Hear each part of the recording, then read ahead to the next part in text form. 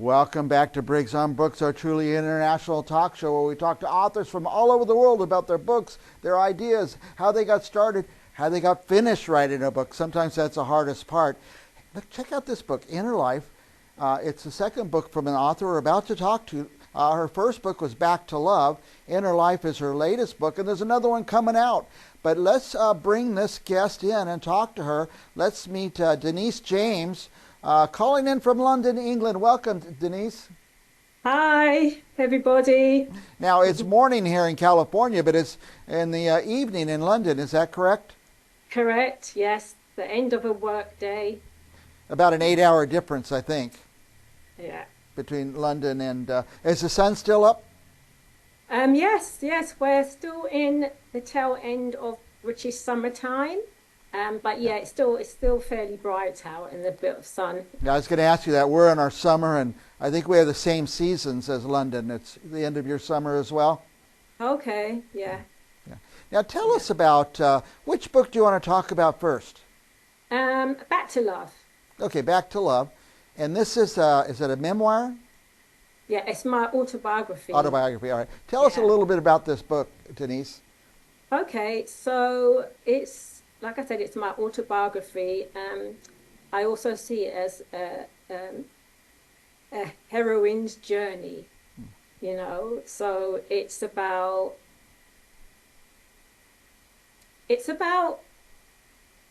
overcoming adversity and trauma and beating statistics and healing and becoming the all that one may be, which is me. Yeah.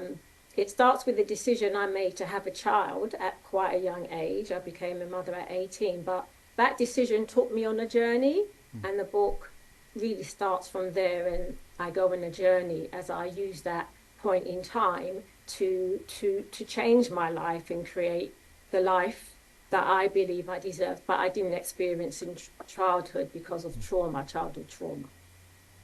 Now, I like to ask authors this when you're writing about overcoming trauma. Did actually writing about it help you overcome the trauma? Um, by the time I started to write the book, I had experienced quite a number of therapy. Because the change as well, the decision to have a child started the change, but the change took up speed when 3 years later I had what was called then a nervous breakdown. Um, Coming out of an unhealthy relationship, romantic relationship, with a dad, having tried to create my perfect family and it fell apart. So I had a breakdown. I also had an eating disorder at the time, and that got out of hand. So, I went to the doctors. The doctor said it sounded like depression, nervous breakdown. And I was an avid book reader, but I was reading like Jackie Collins and, that type of genre in the, was it 80s. But then as soon as I went to the doctor and I got names for this kind of struggle and suffering I'd felt from childhood on, even though the breakdown took me more into the wound and the healing, I changed what I was reading, and that's when I became very interested in psychology and mental health, and then I went into therapy, starting off with a therapy group for women with eating disorders, and that's when my healing journey started. Yeah. And the first book, Back to Love, that kind of details your healing journey. Yes. Because as I was going through therapy, I began to experience change and an understanding of what happened to me that I didn't know. And it helped me so much to the extent that even though I had an eating disorder at the time, bulimia, just going to therapy and being heard and listened to and making those connections and understanding what was going on in my life at the time was symptom of, deeper wounds really helped me. And it was also at that time I thought, this is what I want to do for work. So I also set off in in that direction because I didn't do as well in school as I would have liked to for all the reasons outlined in that book. So I went off Ealing and I went off, developing my life chances so I can put myself in a good standing and position to, as a single parent now, do well by my child, but to do well by myself. Yeah. Amazing that you got through that, and you got a book, and you got a book published. Yeah, Tell us about the second book. Are they related? they are related because Back to Love covers my journey and or my life story from 18 to 40. The way I end Back to Love, it's like life beginning at 40 because I'd realized so much change, psychological, racial, and then a spiritual unfoldment. So that book got published. My friend was reading it and it got published. I was 40 when I finished writing it, but it got published 3 years ago. So a lot of years had passed, and a friend was reading it, and she knows me more from this time because I'm nearly 60 now.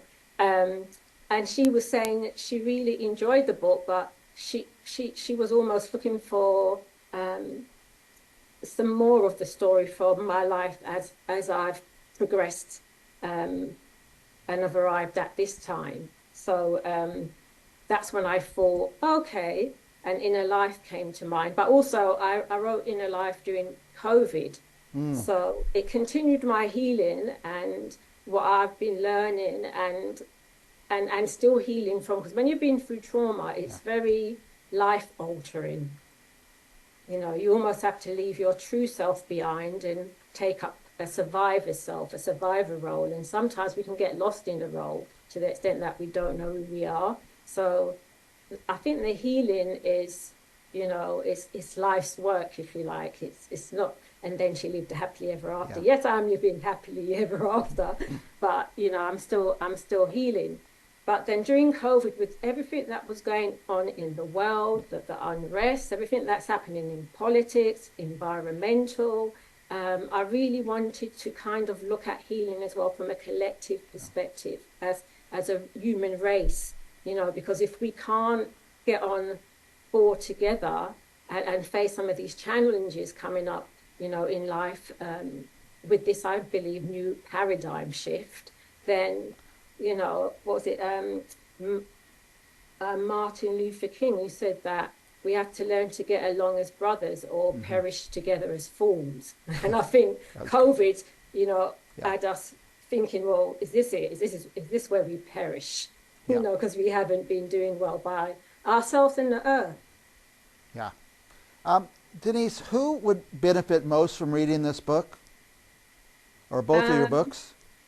I think people who's been through trauma and the impacts of that in their current lives really getting in the way of them becoming the all that they may be. Yeah. People who try change but find themselves in the same situations, the same patterns, just different people.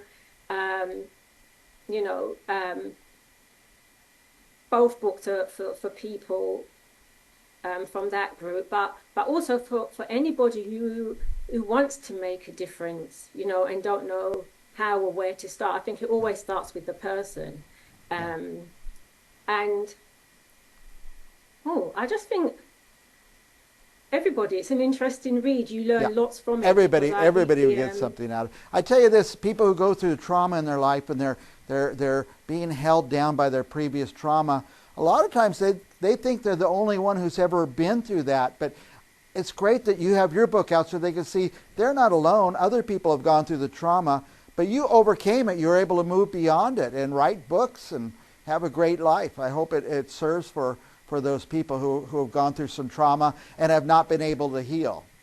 Yes. And I think even people who haven't been through trauma, because I think when we leave our childhoods, because we don't have rites of passages that takes us into what it is to be an adult, coming out of our childhoods, we still need to kind of do our own independent investigation of the truth and not be sold on what the external in the Yeah. world says is life, is our purpose, and why we're here. So it's for anybody who's interested in growth and developing and kind of, you know, listening to what they believe that they have to bring and offer to the world. Because I think we've all got something. Yeah.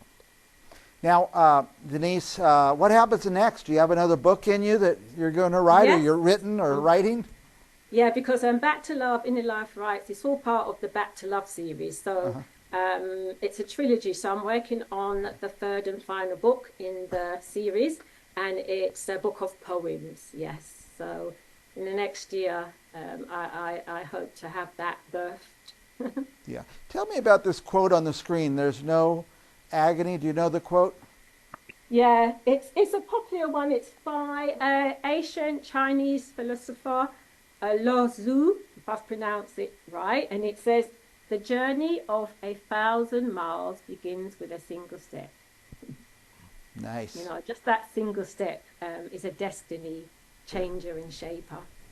Well, I have to tell you, Denise, I'm inspired. I have not even read the book yet, and I'm inspired by you that you've overcome and you're able to get your words and put it down, and maybe other people will be helped or inspired by your book as well. We're way past time. I could talk to you all day long. Yeah, Any last thoughts you'd like to share with our viewers about your books, or anything in the world you'd like to talk about? I just want to say to people that there is a lot happening in the world. You know, if you turn on the news, it's easy to become so despairing. But I think, you know, where someone said that before the brightest dawn, there's the darkest night. Yes. And I think we're in a very dark time, but it's part of this new beginning that life is calling forth.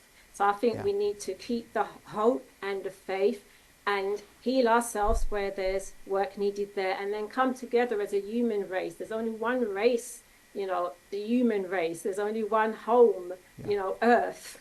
Yes. You know, so yeah, let's come together and let's try and do something different.